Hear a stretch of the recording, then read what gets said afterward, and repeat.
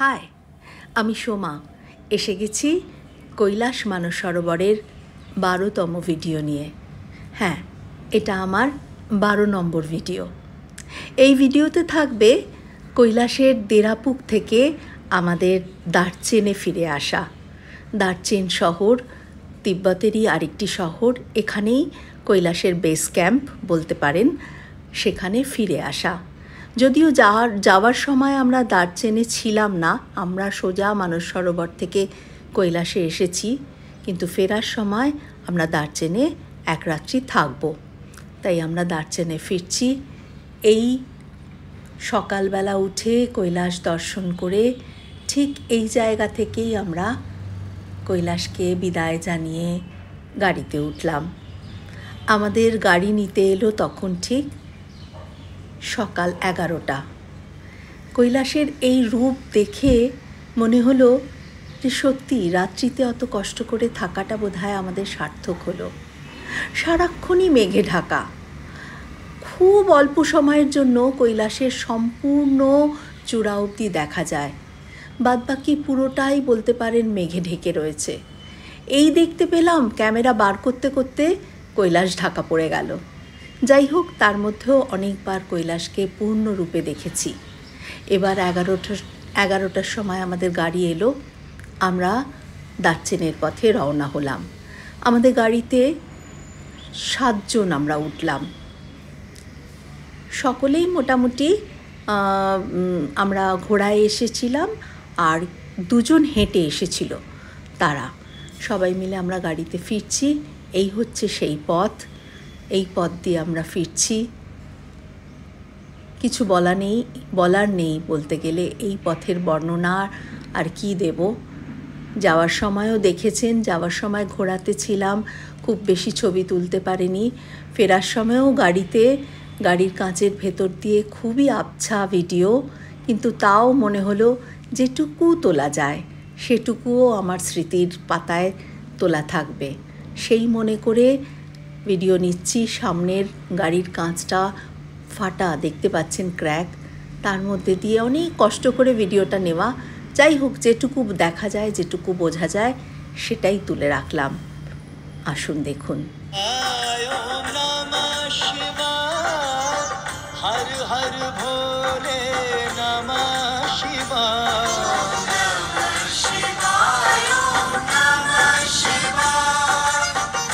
हर हर भोले नमः शिवाय।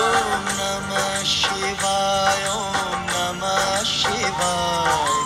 हर हर भोले नमः शिवाय।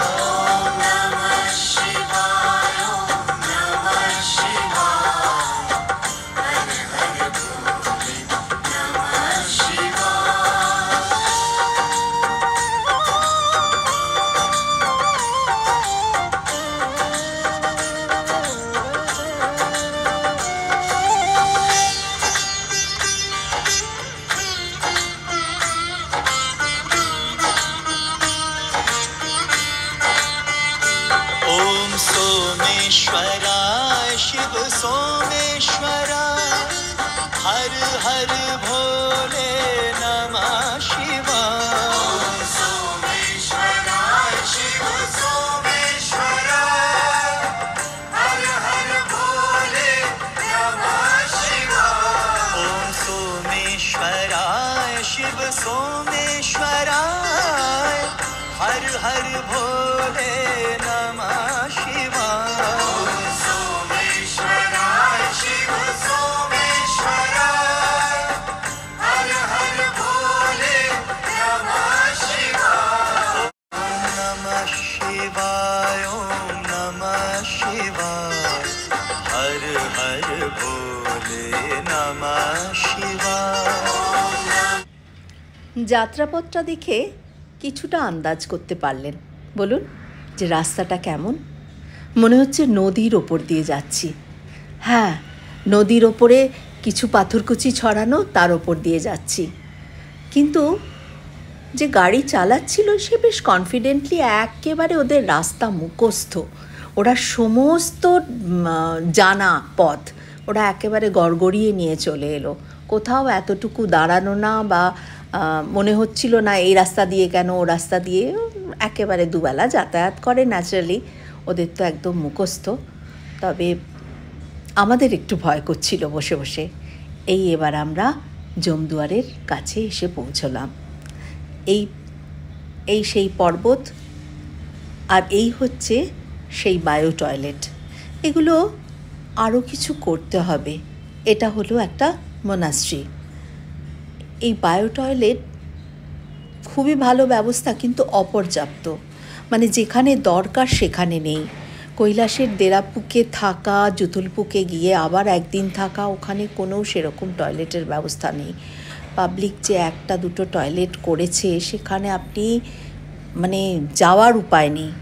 সুতরাং এত পবিত্র, এত সুন্দর একটা জায়গা, সেখানে কিন্তু এই ব্যবস্থা একদম অপ্রতুল। যাই হোক, অনেক কষ্ট করে কৈলাস দর্শন করে আমরা ফিরলাম দার্জিন শহরে। শহরটা একদম নতুনভাবে যেন তৈরি হচ্ছে, সমস্ত কিছু নতুন, রাস্তা নতুন, ওখানে বাড়িগুলো হচ্ছে নতুন, হোটেল হচ্ছে নতুন, সবই নতুন। আমরা যে হোটেলে ছিলাম সেটাও প্রায় একদমই নতুন তৈরি। আমার মনে হয় কিছু ইনফ্রাস্ট্রাকচার বোধহয় ওরা নতুন করে তৈরি করছে, সেই জন্য আমরা গিয়ে সব কিছু ব্যবস্থা পাইনি ঠিকই, কিন্তু পরবর্তীকালে যারা আসবে তারা হয়তো এই রকম অসুবিধায় আর পড়বে না। ওরা সব ব্যবস্থা ধীরে ধীরে করছে, রাস্তা টাস্তা সব নতুন করে বানাচ্ছে। শহরটা কিন্তু খুব সুন্দর। ওখানকার ল্যাম্পপোস্টগুলো আমার সবচেয়ে ভালো লেগেছে। দেখুন, পদ্ম ফুলের মতো ল্যাম্পপোস্ট, টানা লম্বা লম্বা রাস্তা, খুব সুন্দর লাগছিল এই রাস্তা দিয়ে যেতে। আর ল্যাম্পপোস্টগুলো দিয়ে যখন সোজা রাস্তাটা দেখছি, মনে হচ্ছে সত্যি এটা তো স্বর্গেরই কাছাকাছি হতে পারে এই রাস্তা। সত্যি যে কৈলাসের পাদদেশে যে শহর, সে তো স্বর্গই, এ আর নতুন কথা কি। তা স্বর্গের রাস্তা এরকম হবে না তো আর কেমন হবে।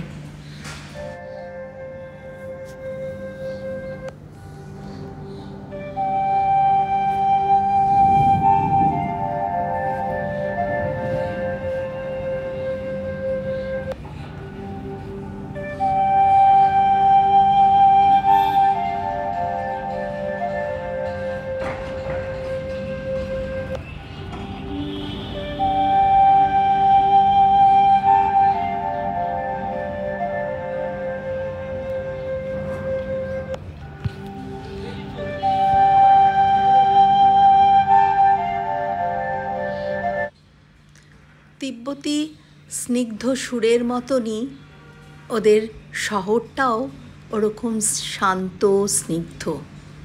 দেখুন কি শান্ত শহর। এই আমরা এসে পড়লাম হোটেলে। হোটেলের থেকে সুন্দর কৈলাসের ভিউ হোটেলের ঘর থেকে। এ কি কম বড় পাওয়া। লোকে বেড়াতে গিয়ে সব ভিউ রুম নেয়, কি সমুদ্র কি পাহাড় সব কিছু সেটা দেখার, যাতে ঘর থেকে সুবিধে থাকে সেরকম ঘর চায় প্রত্যেকে। আমরা কৈলাস ভিউ ঘর পেয়েছি। এবার আমরা তাড়াতাড়ি করে লাঞ্চ সেরে তৈরি হলাম অষ্টাপদ যাব বলে। অষ্টাপদের উদ্দেশ্যে রওনা হলাম।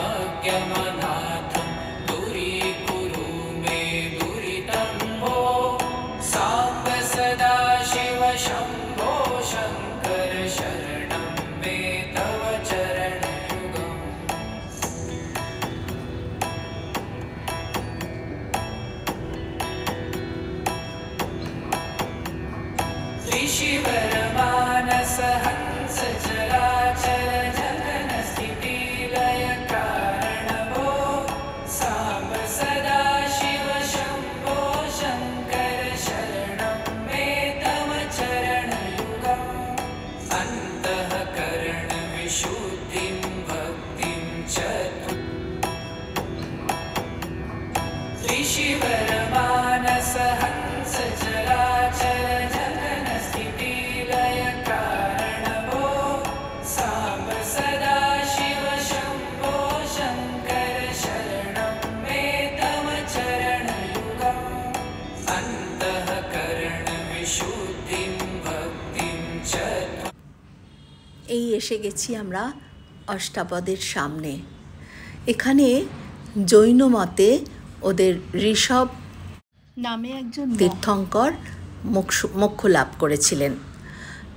সেই হিসেবে জৈনদের জন্য এই স্থানটি খুবই পবিত্র। জৈন কেন, সমগ্র হিন্দু সম্প্রদায়ই মনে করে কৈলাসের এই অষ্টাপদ খুব পবিত্র স্থান। আর হবেই না বা কেন, এখান থেকে যে কৈলাসকে সম্পূর্ণরূপে দেখা যায়। আমরা যখন গেলাম সেই একই অবস্থা, মেঘে ঢাকা, একদম পুরোটা মেঘে ঢাকা। তবে ওখান থেকে যে নদী নেমে আসছে সেইখান থেকে একদম সামনে দিয়ে জল বয়ে যাচ্ছে, সেই একটা কৈলাসের জল নিলাম। এই জলই সম্ভবত ব্রহ্মপুত্রে গিয়ে মিশছে, ব্রহ্মপুত্র নদীতে। যাই হোক, সেখান থেকে নিলাম। এই হচ্ছে নন্দী পর্বত, পরিষ্কার দেখা যাচ্ছে। এই দেখুন সামনে দিয়ে যে নদীটা বয়ে যাচ্ছে, জলধারা। এই আকাশ পুরো কালো মেঘে ঢাকা, সময় সময় বৃষ্টি হচ্ছে, সব কিছু পেলাম। তারপর সম্পূর্ণরূপে কৈলাসকেও পেলাম, সে দেখবেন এর আরেকটু পরেই।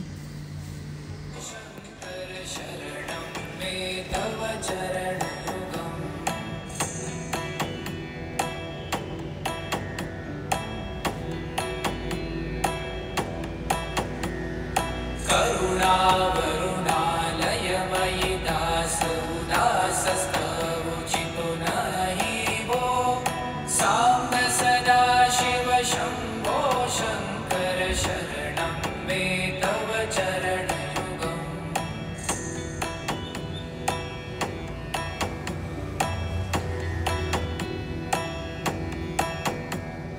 जय कैलास निवास प्रमाथ गणाधीश भूसुरार्चितवो साम्ब सदा शिव शम्भो शङ्कर शरणं मे तव चरणयुगम् झुनतक झङ्किणु झुनतक कीटतक शब्दय नटसि महानटवो साम्ब सदा शिव शम्भो शङ्कर शरणं मे तव चरणयुगम्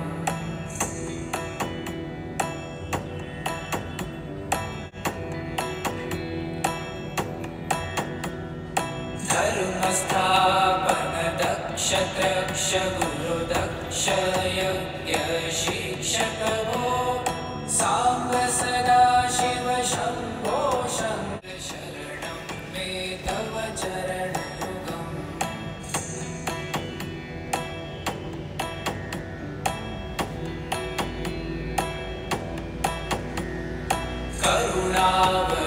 करुणावरुणालयमयि दासोदासस्तवोचितो नहि वो साम्ब सदा शिव शम्भो शङ्कर शरणं मे तव चरणयुगम्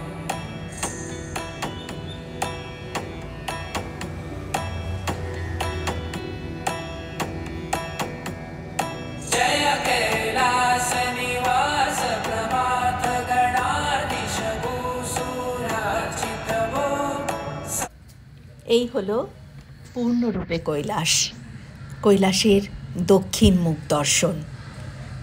দক্ষিণ দিক থেকে আমরা কৈলাসের দর্শন করলাম।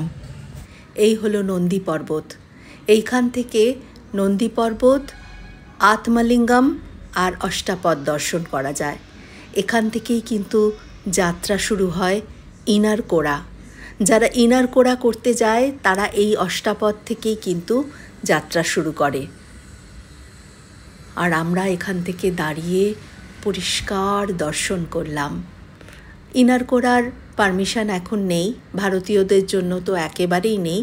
আর ইনারকোড়া খুবই শক্ত, সেটা যারা মাউন্টেনারিং ট্রেকিং করে তারাই একমাত্র নাকি ইনারগোড়া যেতে পারে। অষ্টাপদের যেটা বিশেষত্ব, মানে 8টা পদক্ষেপ দেখা যায়, সত্যি এখান থেকে তা একদম পরিষ্কার বোঝা যাচ্ছে। আরেকটা জিনিস এখানে আছে, সপ্তঋষি পর্বত। এই 4টে জিনিস এই অষ্টাপদ থেকে দেখা যায়। এই রকম দর্শনের পর আর কি চাই বলুন? মন একেবারে কানায় কানায় পূর্ণ। সব কিছু দর্শন করে এবার আমাদের ফেরার পালা।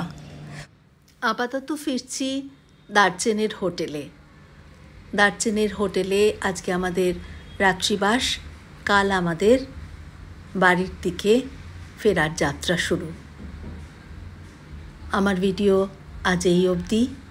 আজ তাহলে আসি, বাই। शंकर शरण